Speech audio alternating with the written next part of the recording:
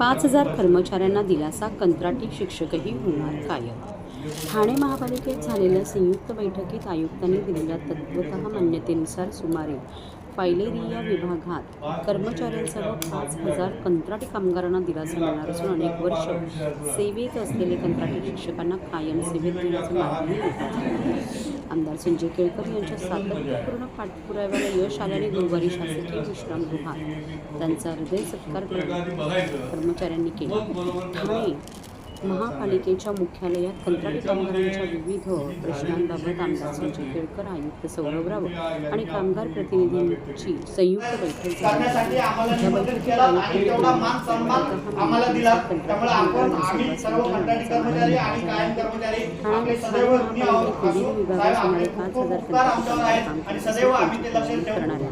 कंत्राटदारांना नोटीसा देणे, किमान त्यानुसार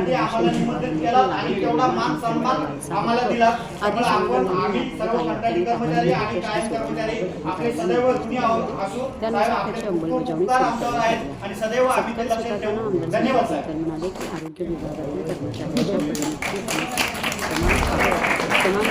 या प्रकरणाची अंमलबजावणी होईपर्यंत आमचा लढा थांबणार नाही। कर्मचाऱ्यांच्या घामाचा दाम त्यांना सन्मानाने मिळालाच पाहिजे असेही त्यांनी स्पष्ट केले। सत्कार सोहळ्यात उपमहापौर कृष्णा पाटील, नगरसेविका अनिता ठाकूर, कामगार प्रतिनिधी अजित मोरे, सुधाकर शिंदे, नितीन मडके, दत्ता घुगे, किशोर गायकवाड, शैला नाईक, वनिता हांडे आदी उपस्थित होत्या। महायुती म्हणून आपण एकत्र आहोत, मात्र आज महासभेमध्ये शिवसेना, शिंदे गट आणि भारतीय जनता पार्टीमध्ये खडाजंगी आपल्याला पाहायला मिळाली।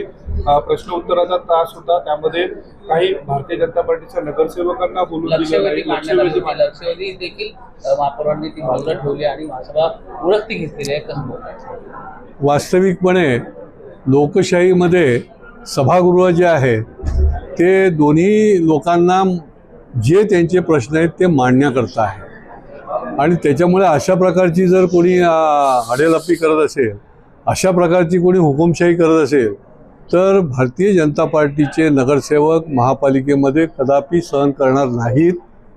वेळ पडली तर विरोधी पक्षामध्ये बसतील, परंतु ठाणेकरांच्या भेडसावणाऱ्या समस्याच तुम्ही बोलू दिल्या नाहीत तर ते कदापि सहन करणार नाही। आणि पुढच्या काळामध्ये ही मंडळी जी आहे ते निश्चितपणे, आम्ही देखील त्याचा जाब निश्चितपणे विचारू, परंतु सभागृहामध्ये आमचे नगरसेवक माननीय उपमहापौरांच्या नेतृत्वाखाली निश्चितपणे हे जाब विचारतील।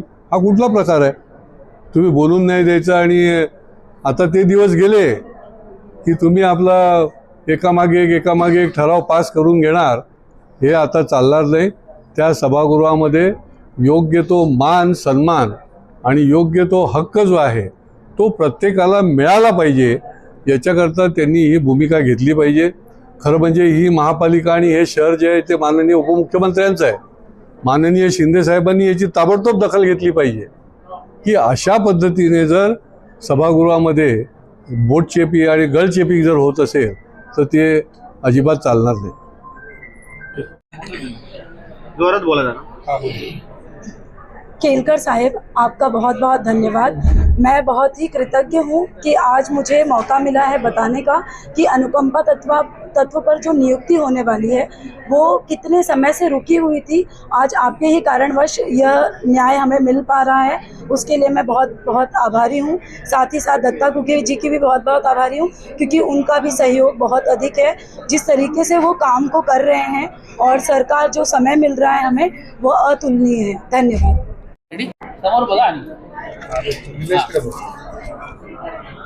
नमस्कार पत्रकार बांधवांनो, आज आदरणीय आमदार संजयजी केळकर साहेबांनी जे कंत्राटी कर्मचारी आणि कायम कर्मचाऱ्यांसाठी नेहमीच ठाणे महानगरपालिकेतील अधिकाऱ्यांबरोबर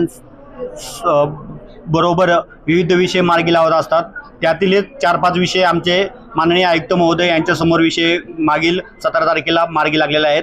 त्यात 5,000 कुटुंबाचं आयुष्याचं भलं झालेलं आहे। त्यात कंत्राटी कर्मचारी असू द्या किंवा आरोग्य विमा लागू असू द्या, शिक्षकांना कायम करण्यासंदर्भात असू द्या, असे फायलेरिया विभागातील 300 कर्मचाऱ्यांना वारस हक्क लागू करणे असू द्या, असे बरेच विषय आदरणीय आमदार संजयजी केळकर साहेबांच्या माध्यमातून मार्गी लागलेले आहेत। त्यामुळे आज आम्ही आदरणीय केळकर साहेबांचा सत्कार करण्यासाठी इथं समस्त कामगार वर्ग जमलो होतो। धन्यवाद।